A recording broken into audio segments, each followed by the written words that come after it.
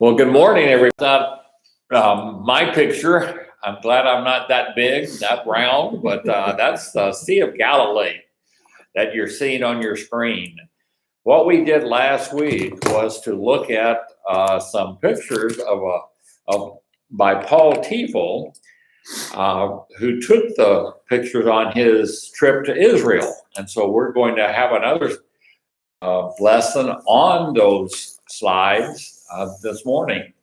So just to let you know what we're doing, the incredible thing you're going to see, there's so many incredible things, but we're going to start off at Naf Genesar, which is one of the kibbutz around the Sea of Galilee. And we're going to see how they preserved a boat that was probably close to the size that the apostles and Jesus sailed around the sea in. So it's really intriguing to see the size of the boat and how they were able to maintain that boat in drought conditions. So let me open us up with prayer. Father, we thank you for what you're going to show us. We thank you that anyone can go to Israel and take slides to instruct and help the rest of us. And Father, I pray that if we get an opportunity, I pray for everybody who watches this video would at least have a desire to visit Israel, support the nation, and to learn firsthand about the geography and the archaeology and the history that the Bible speaks of, tells us about. So thank you for what you're going to teach us in advance. We just praise you. We want to learn. We want to be different, Father. By your Spirit, make us that. In Jesus' name we ask it. Amen. Amen. Okay, so I skipped a couple of things last week, but this is where we started our third day of the tour. I'll get this steady in a minute, by the way, if you're watching. So we were staying over here. You probably need a yellow pen at this point, but on the southeast corner of the Sea of Galilee. And one of the things you see if you drive in from the west this way toward the Sea of Galilee is it's 700 feet below sea level. And then we talked a little bit about the Magdala excavation. The Catholic guest house in Jerusalem decided to build this retreat, and when they did, they very quickly found a first century synagogue, and there's an opportunity to go volunteer. And this was one of the big finds. They found this stone. It's about it's 2.5 feet long and maybe a couple of feet wide, 2 feet or a foot and a half wide. And the reason it's so significant is because of the carvings on the sides, which led the archaeologists to believe that whoever carved this saw the second temple. And then we jumped over to the center here where the Galilee boat is housed. This is a exhibition hall and kind of a memorial named after a local guy who was a hero of the Independence War as well as served in the Israeli government. And so I found a couple of pictures. They're old photos, not good focus, but so when the two brothers that found this, it was 1985 or 86, the sea level was down substantially because of drought, and they saw this shape in the mud. And so at this point of this photograph, they've probably been working on it 6 months, maybe more. So they eventually encapsulated it in polyurethane foam and floated it. And then that's what it looks like today. Here's a little better picture. It's about 27 feet long. And they, of course, built this cradle to support the boat because it had just crumbled on its own. And then we went south about 20 miles to Bet-Shean or Beth-Shean. Also in the New Testament times, it was called Scythopolis. And this was the capital of the Decapolis area. It's a very strategically located city. I think last week we talked about these two passes, the Megiddo Pass and the Jokneam Pass through Mount Carmel that would lead to the Jezreel Valley and then through the Herod Valley down to the Jordan Valley, which connected with major travel routes at the time. So Bet-Shean was parked right there. It is the largest archaeological project in Israel. And it's very extensive both in the area. It's a little over 200 acres, I think, 230, something like that. Remains from as old as like 4,000 BC. On top of this is the Tel, the ancient city up here on top of the hill. And they found various period remains there. And of course, the Roman city, as you can see, the theater, the bathhouse. This was a temple area. And the Jordan Valley is this way. These hills over here, that's the Jordan Plateau, or the Jordanian Plateau. They found a complete amphitheater. This is the exterior of the theater. You can see how elaborate it is. You look at the carvings that were done on the top of its capitals. Just these masons were kept pretty busy back during this period. Of course, the bathhouse. And they had a big caldarium in here. This was the largest bathhouse excavated in Israel. Did you go to Bet-Shean? No, it was not anything. We went there, we saw much, but boy, this is 10, 20 times more than I They've done a saw. lot of excavating. And this bathhouse wasn't, we just had the beginnings of the bathhouse. It's not like this. What is the purpose of all of those jug-like things there? Those are the supports for the floor. Okay. So on top of those would be a floor, stone, and then probably plaster, and then hot air would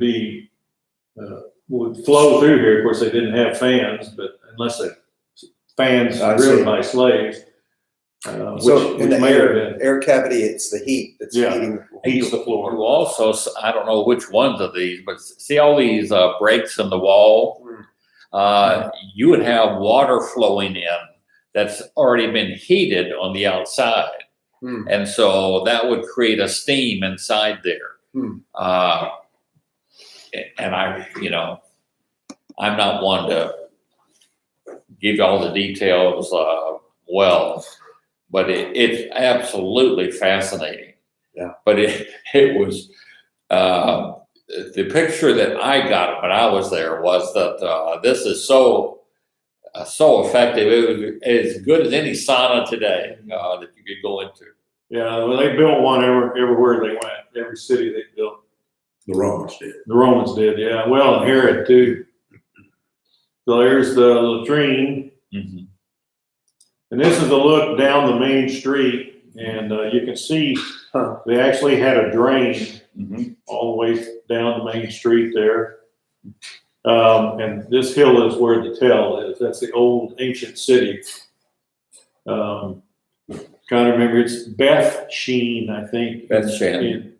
In our English Bibles. Yeah. And of course, somebody's body got hung on the walls of that city.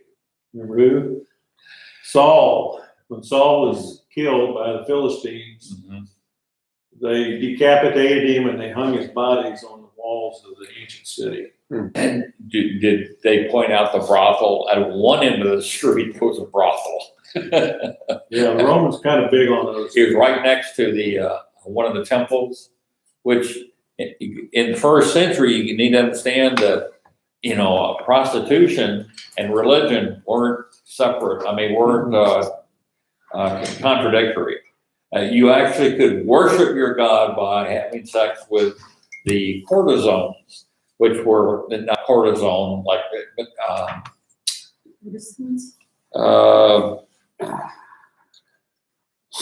I'm going to not be able to pronounce the word properly, but these are temple prostitutes. Okay, that's what the word means. So you'd have a brothel, you'd have these temple prostitutes in the temple, so you could go in there, worship, and hook up. Yeah, in fact, this I temple, made it just in time for the brothel.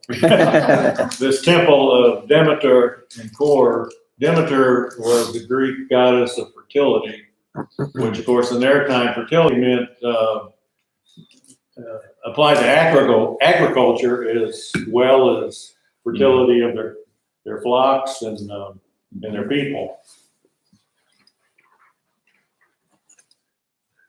And so they have excavated ruins on top of the tell. What's the rough timeline for SETI 1, Ramsey 3? Day 3. That's about the right time. Yeah. So this was day 3. We spent the rest of day 3 in the south area along the Dead Sea. We stopped at Qumran, Ein Gedi. Ein means spring. And then we went to Ein Boken and spent the night there. And then Masada we went to early the next morning. So this is kind of aerial shot of Qumran. This is the park area. The first caves that were found were down here, just on the hill of the cliff face. Actually, these are not really cliff faces. This is just an uphill grade. The ones in the cliff faces are down in this Wadi Qumran. Is that Jordan on the right? No, this is the Judean desert over here on the right. That's where the shepherds found the Dead Sea Scrolls. Yep. Mm-hmm. Remember the story? He threw a rock in the cave and it hit something. Through a rock. And these caves, 1 and 2 down here, are much more accessible than some of the later ones that they found, which I'll show you those. Where does the word Qumran come from? Is that a geographical designation, or do we know? I don't know. Somebody knows.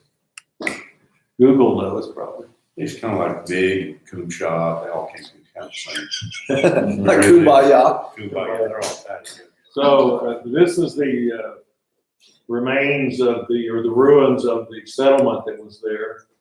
And they have a pretty nice visitor center and so forth. There's, now here's one of the caves right here, this cliff face. I don't think they threw rocks into those, but after the initial discoveries were made, this was about 10 years they excavated around here and found the 12 caves. And it's really pretty impressive, the volume of stuff that came out of here. So do they have this all roped off and you can't kind of get in the cave anymore? No, you can actually go in there if you want. The 50,000 pieces, of course, that ranges everything from a fragment, a little bitty piece, up to the longest scroll is 25 feet. It's just the name of the place. Some of the documents, it didn't take these poor shepherds and the people that they knew long to figure out, hey, we can make some money here. We got something valuable. And so they started tearing the documents. And so you sell them in pieces, right? Yeah. So that was part of the problem, but we've got whole documents as well. So I think we've got the whole book of Isaiah. Yeah, there's 21 copies of Isaiah in there. Isn't that amazing that all of those were up there? Yeah. Yeah. Yeah. 21 copies of Isaiah. There's, I can't remember if all of what is in our Old Testament was there, but most of it was there. Certainly, there were numerous copies of the Pentateuch, the books of Moses, and other prophets. So here's some of the ruins that they've excavated and identified these various rooms by what they found in them. What is a mikvah? A bath. That's a ritual bath. That's your baptism. Yeah. Baptismal. And this, I can follow with this thing right here is a water channel that flows through. I didn't put pictures of the aqueduct in here, but they had an aqueduct back up the canyon. The Wadi, it was kind of a natural dam, so they built an aqueduct to flow water down here from that place, that area. Yeah, the cisterns are an amazing phenomenon there. Because, during the rainy season, you've got to store up your water because when it stopped raining, it stopped raining. It's done. Then we went to Ein Gedi, and Ein again means spring. Of course, Ein Gedi is mentioned in the Old Testament several times. And it was where David hid from Saul. Looks like a place no one really wants to go to too much. Yeah. I'm not talking about this beach area down here. I'm talking about Up there. Okay, so we've been fighting over that piece of ground for 6,000 years. You can have it. And the desert here is Just dig that up. it's not sandy, it's rocky. It's a high rocky desert. And there's Nahal is the Hebrew word for wadi or canyon.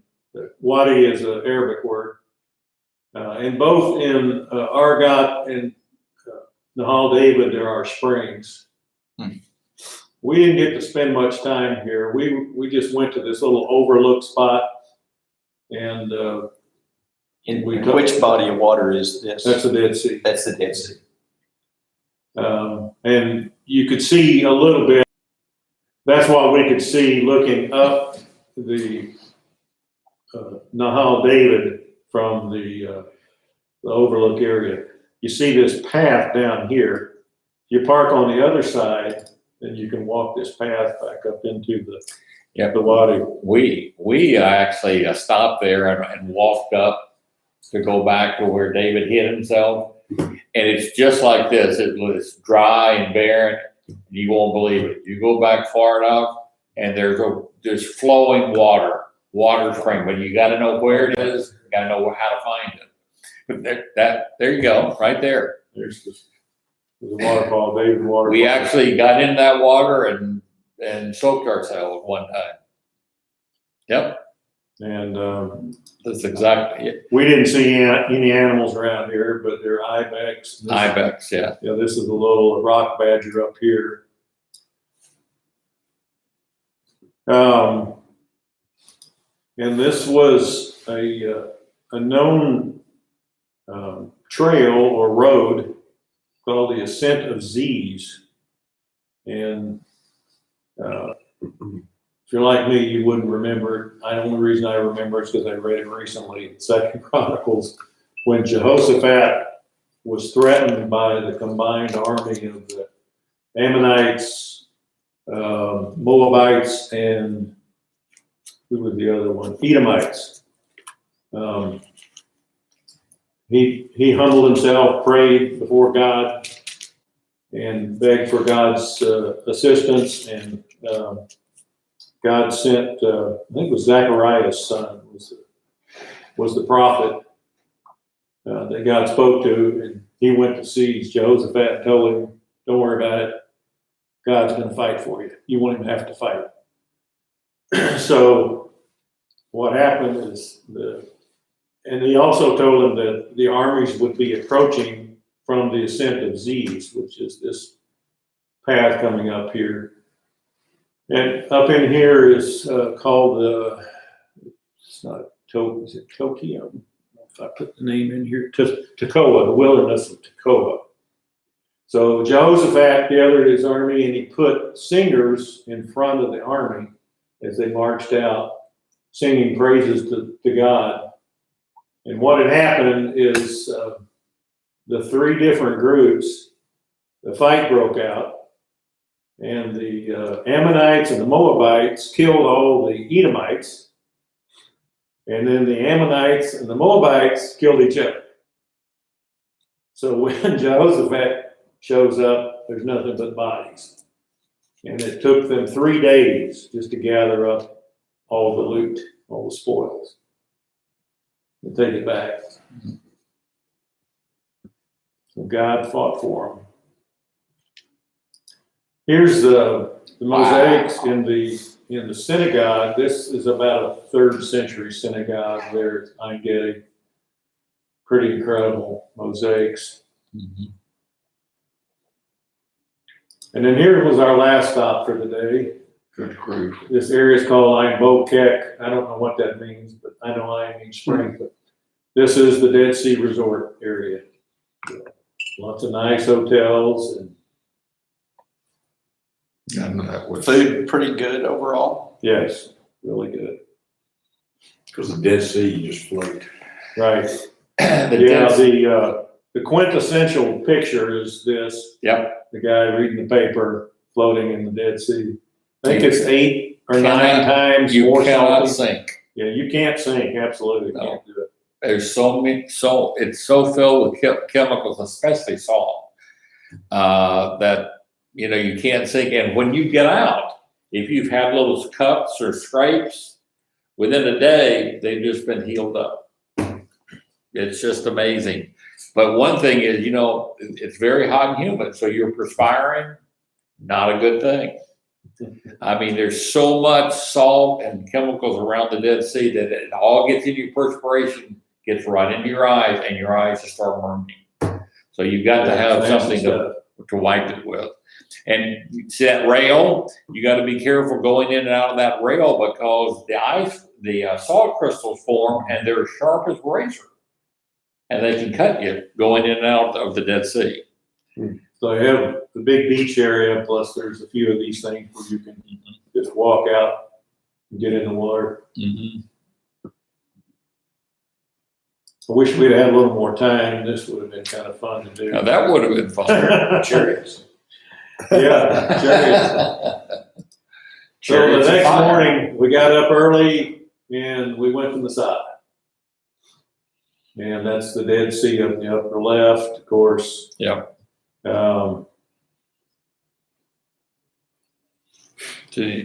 But you went there, you got a picture of that? Oh yeah, Good. this is the siege ramp Yep. remains The that you Romans. see. Wow. That's on It's on the west side. Mhm. We're looking east. A funny experience. That was one of the guys on the tour. I was standing there looking to the east, and he came up to me and said, "What's that water?" And I said, "Oh, that's the Dead Sea." He said, "Really?" I said, "Yeah, this is east." Of course, this is like 8 o'clock, 8:30 in the morning. So I said, "Yeah, look at your watch. 8:30, that's the sun. That's east." He got a kick out of that. So it's they built a pretty nice little hotel, what do they call them, hostels Mhm. there. And All that stuff went there. when I yeah, did. this is all fairly recent. I mean, see on this, now you're on the east side. Yeah, Yeah, well- you got your pointer on. This is called the Snake Trail that leads up. And you also have, I guess it's from here. Yeah, this is There, you this is got- the gondola building. You'll see that here. What do you call it? Gondola. Skylift, It's a gondola. a gondola. There you go. So you can either walk the path up or you ride the gondola. So they got it. Yeah, I think it's the same price. You needed to walk I'm kidding. it up because that's what everybody would have had to do, in biblical times. That's why you couldn't take the fortress. You couldn't get to it. Yeah, this is the only way up Yeah, in that was it. biblical times. And there's a look at the northern palace. That's the north end where Herod built his palace. This is where the gondola arrives. Right there. Walk down this little walkway and go up into the plateau. So, according to history, they're the ones that told Josephus the story. This is some frescoes on. Y'all just go ahead and do that. We'll catch up with you in just a moment. Come on, kids, let's go. Yeah. Man, that's a good idea. Just keep at it. Yeah.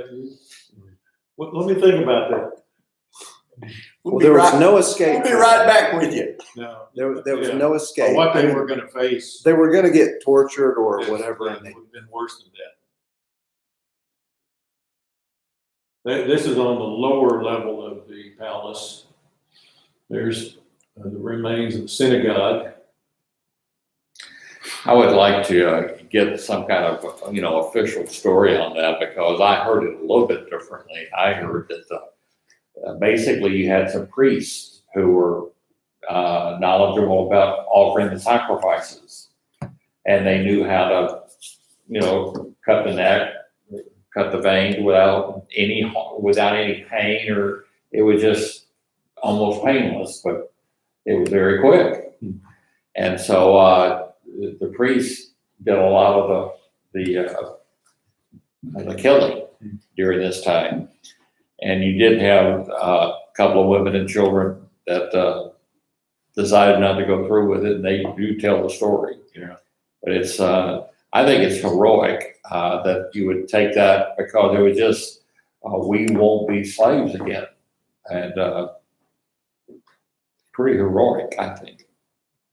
Yeah, the Remember Masada or Never Again, something like that is one of the battle cries of the Israeli Defense Force. Of course, there's the bathhouse. Mm-hmm. Now, this is how the caldera was built. And what I've read, they would have to wear wooden sandals because the floor would be so hot, it burned your feet. Interesting. And this is a mikveh, and this, you walk around the ruins, in some places you'll see this big black line, and everything below it was original, and everything above it is what they've reconstructed. Wow. Pretty good sized cistern. Well, Yep. And there's another one, this is the second one. Held a lot of water. Yep. And this is what they call the Western Palace. It's on the west side of the plateau. And there's some people enjoying the snake path. You got to do that. Yeah, It's it's really- glass. Yeah. A lot of them are coming down. That wouldn't be too bad. So, Just think what a good archer can do. If you're going up there, Oh, yeah. just Sure. so after Masada, we got our first look of Jerusalem this was our first group photo there. This is Olga, our guide down here, and then our driver.